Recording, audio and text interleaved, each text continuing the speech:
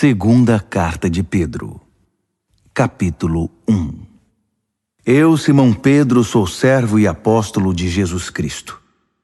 Escrevo a vocês cuja experiência com Deus foi tão transformadora quanto a nossa, e tudo por causa do relacionamento e da intervenção direta do nosso Deus e Salvador Jesus Cristo. Graça e paz a vocês enquanto se aprofundam na experiência com Deus e Jesus nosso Senhor. Tudo que diz respeito à vida que agrada a Deus nos foi dado milagrosamente quando tivemos permissão de conhecer pessoal e intimamente aquele que nos chamou para Deus, a melhor convocação que já receberam. Também recebemos promessas extraordinárias e transmitimos a vocês sua participação na vida de Deus depois de terem voltado as costas para o mundo corrompido pela cobiça. Portanto, não percam tempo em edificar sobre o que receberam, preenchendo a base da fé com bom caráter, entendimento espiritual, disciplina vigilante, paciência entusiasmada, admiração reverente, amizade calorosa e amor generoso.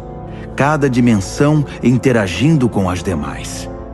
Com essas qualidades ativas e aperfeiçoadas em sua vida, a grama não vai crescer debaixo dos seus pés.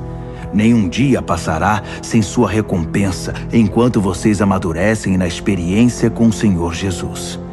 Sem essas qualidades, vocês não poderão distinguir o que é certo e esquecerão que sua antiga vida pecaminosa foi totalmente cancelada.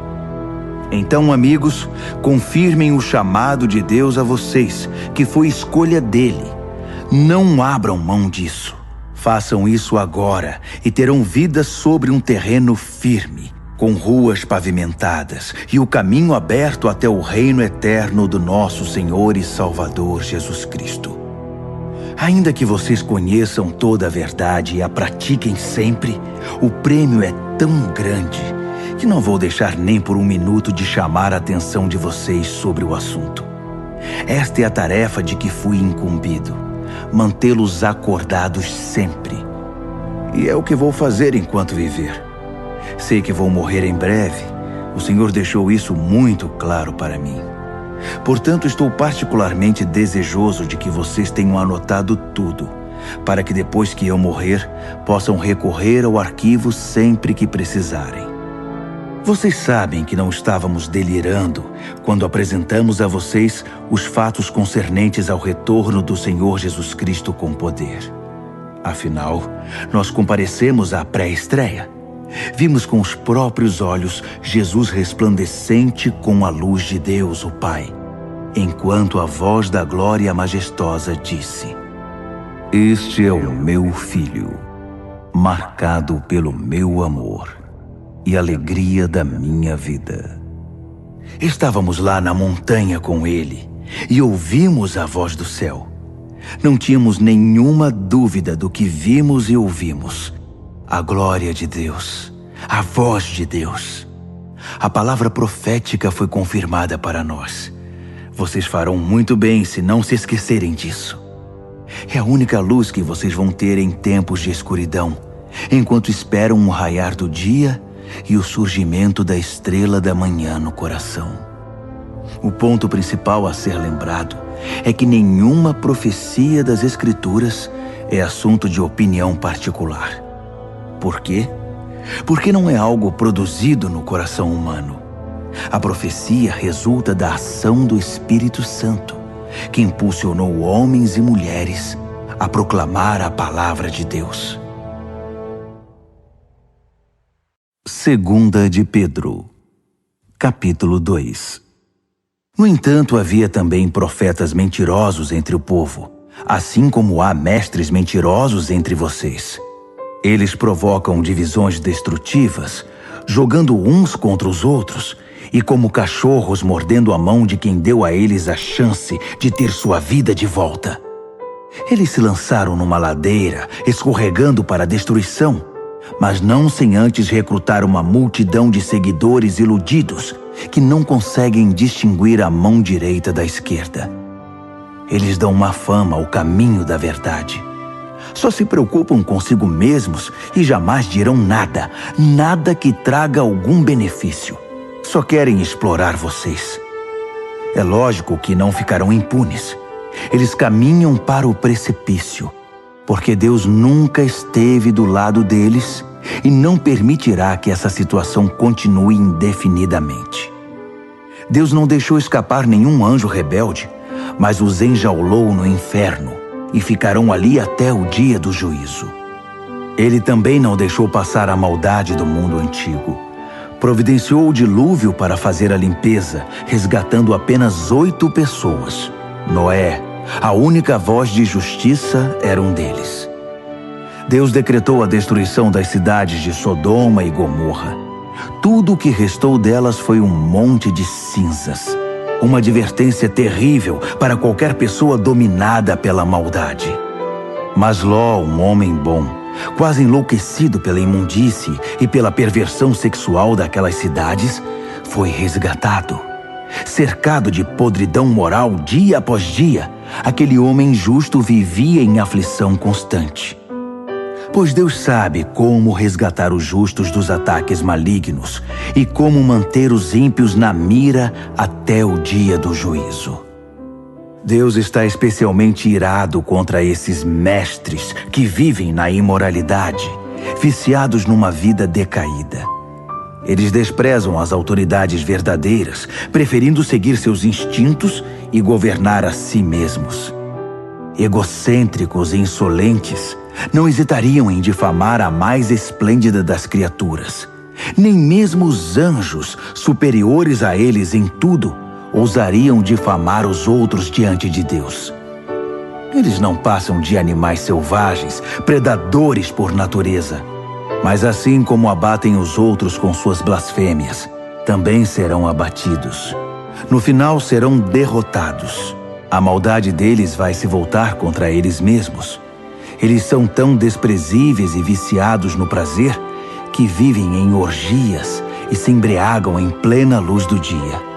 São obcecados por adultério e são compulsivos em todo tipo de pecado. Não hesitam em seduzir quem se mostre vulnerável. A especialidade deles é a cobiça. São mestres nisso. Almas mortas. Eles saíram da estrada principal e agora andam sem rumo. Tomaram o caminho de Balaão, filho de Beor, o profeta aproveitador e especialista em maldade. Mas Balaão foi interrompido no meio desse caminho perverso.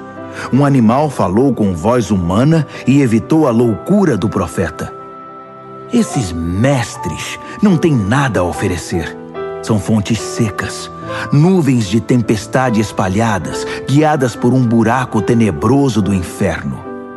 Seu ensino não passa de conversa fiada, mesmo assim são perigosos. Os que estão prestes a escapar dos caminhos errados são os mais suscetíveis ao seu apelo sedutor. Prometem liberdade aos novatos da comunidade, mas eles mesmos são escravos da corrupção. Pois se são viciados em corrupção, e são mesmo, são escravos dela. Se eles escaparam do cortiço do pecado depois de ter uma experiência com o Senhor e Salvador Jesus Cristo e escorregaram de volta para a velha vida, então a situação deles é pior que no começo. É melhor não conhecer o caminho de Deus que andar nele e depois retornar, repudiando a experiência e o mandamento santos. Eles comprovam o provérbio: o cachorro volta ao seu vômito. Ou o porco lavado procura a lama. 2 de Pedro, capítulo 3. Meus prezados, esta é a segunda carta que escrevo a vocês. E as duas cartas têm o propósito de manter sua mente em estado de atenção, para que não se esqueçam do que os profetas falaram, nem da ordem do nosso Mestre e Salvador transmitida pelos apóstolos. Para começar, vocês precisam saber que nos últimos dias, os zombadores viverão os seus anos de glória. Reduzindo tudo ao nível mais baixo, eles nos provocarão. Então, o que aconteceu com a promessa da vinda de Cristo? Nossos antepassados estão mortos e enterrados, e tudo está como sempre esteve desde o primeiro dia da criação. Nada mudou. Eles convenientemente terão se esquecido de que muito tempo atrás, todas as galáxias e o nosso planeta foram trazidos à existência do caos das águas pela palavra de Deus. E ela trouxe o caos de volta no dilúvio que destruiu o mundo. As atuais galáxias e o mundo são o combustível para o incêndio final. Deus está pronto para agir, para falar outra vez e para dar o sinal que desencadeará o juízo e a destruição dos céticos e profanos. Não se esqueçam do óbvio, amigos. Com Deus, um dia é como 1000 anos, e 1000 anos como um dia.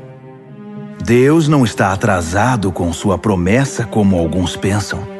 Ele está se contendo por causa de vocês, atrasando o fim, porque não quer que ninguém se perca. Ele está dando a cada um mais tempo para mudar.